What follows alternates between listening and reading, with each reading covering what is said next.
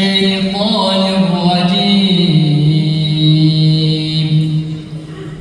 بسم الله الرحمن الرحيم.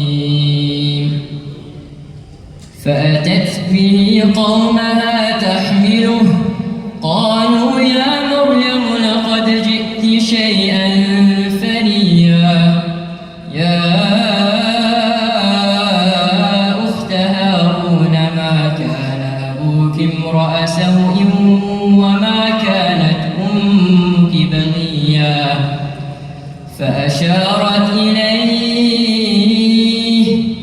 قالوا كيف نكلم من كان في المهد صبيا قال إني عبد الله